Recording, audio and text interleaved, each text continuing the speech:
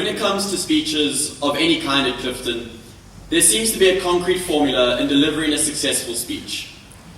Typically speaking, the speaker will open with the lines, "When I walked through those gates 4 years ago," and then work in some anecdotes about how their first day at Clifton shaped their perception of the school forever, and instantly made them realize that the bonds they're going to form with their friends would last for eternity.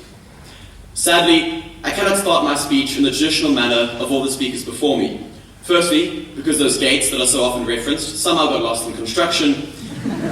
And secondly, because it wasn't my first day that shaped my understanding of what Clifton is. If we're all being honest, it isn't the signing of the book or the ringing of the bell that magically makes you a Clifton gentleman. Just ask Robert Menon, who only signed in yesterday, after 4 years of being at school. No, whilst these traditions are upheld, cherished, and valuable, it's actually the gradual familial bonds that we form with those in and outside of our grades that slowly lets us know we've done something special at Clifton. And I know we've done something special because when I look through my grade, I see nothing but remarkable people. Okay, that's a slight exaggeration. Some of you are entirely unremarkable, and I'll probably forget about you in 6 or so hours when I've left the school. But at least some of you are actually interesting, or I wouldn't have a lot to say in my speech. The fact of the matter is, this grade will be remembered for a while to come, because a decent portion of us will be back in matric in 2017. I'm not naming any names, but we all know who you are. But we will also be remembered by our achievements. When I look through the crowd, I see Matthew Mayer, our first Olympian. I see Calvin Gieler, our first Craven player. I see SA representatives for everything from life-saving to fly fishing to public speaking. And I also see our very own Oliver Queen, John Manuel Lebet. I also see people I've been privileged to call my friends and my peers. From my classmates in 12L, to my squad in the matric quad, to the water polo team, which is more commonly known as the prefects body. I've been truly blessed.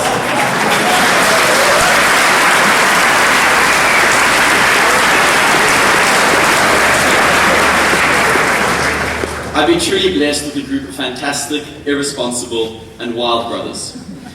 So let's take the time to remember all we've done this year. We've perfected the lyrics to Sweet Caroline and Piano Man. We survived both Absolution and Coriolanus, although I still don't know what either is about. We survived Leonardo DiCaprio's horrendous accent in Blood Diamond. And most impressively, we managed to get to valediction without Reese Hamilton's balance breaking.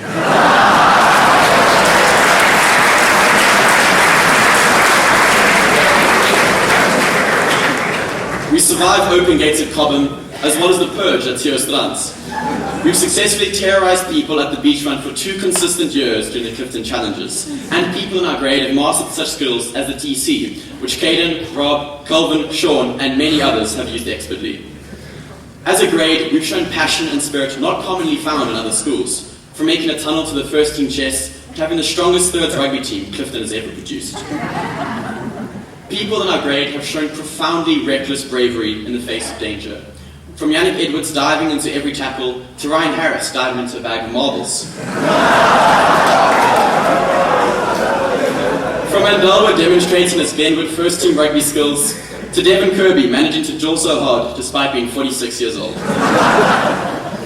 And yet again, we found remarkable success in our sport, water polo, with the first team being proclaimed the greatest in the country once more, due to its star lineup of the captain, Dylan Bates, the snake, Caleb Simpson, and the greatest goalie we've ever had, Brent Bothwell.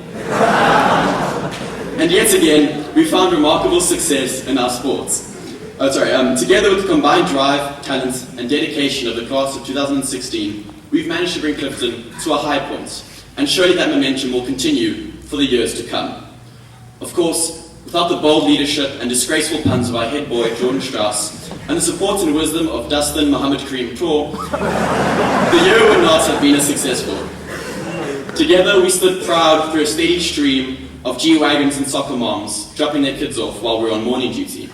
Together, we tried to give the first teams of Clifton as much support as possible, and we pulled off the first ever full spelling of Clifton in the Founders' Day war cry. But could we have had as much success without our teachers?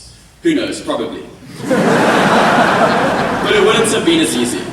You see, we would not be who we are today if it wasn't for the wisdom, influence, and guidance of our teachers. So if any of us get arrested at rage, it's their fault. However, we are at least safe in the knowledge that no matter how hard we jaw that rage, we won't be able to jaw harder than the paralyzed himself, Mr. Parry. So in all honesty, I would like to thank the teachers for doing the impossible and bringing the grade everyone is worried about to the end of our school careers. From the teachers we've had from day one to the ones we haven't yet known for a full year, you've each helped in shaping us for the future, and for that, we are more grateful than you'll ever believe. But perhaps more gratitude should go to those that put us here in the first place. I think we'll all agree that without the support of our parents and guardians, we wouldn't have made it in such a prestigious and honourable school, let alone to the end of this wild, stressful and cathartic year. But the respect and admiration we have for our parents and teachers cannot be summed up by me, no matter how good I am at this. Because we each have our own personal relationships with the adults that made us who we are. And so I think it's only right that we express that in our own ways. And I promise we will. But we also need to be grateful of ourselves and of each other. In case anyone is confused, I'm talking directly to the matrics here. So grades 8 through 11, you do not matter. The class of 2016, we made it. Today is our day. As such, it's my job to provide inspiration, much like Robin Williams did in Dead Poets Society, which clearly worked out for him. So I would like to quote Clifton's most esteemed philosopher, Patrick de Fleurio, who once famously said, "Paris isn't a country, it's a city like France." Just think, if Patrick can make it, so can we. So let's hit finals harder than the culture bouncer hit Douglas McFerrin. Let's hope that our marks don't fade as quickly as Calvin Murray does. And hopefully make better choices than Rhys Gibbs did at Tin Roof. With the kind of talents and drive that we have, we can all reach the sky, which I've heard is only slightly below Kuhn's forehead.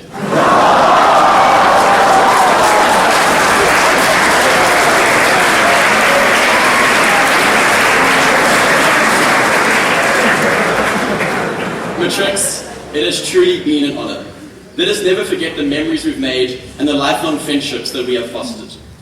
Now let's ring that bell, sign that book, jump in that pool, and start getting ready for rage. Thank you.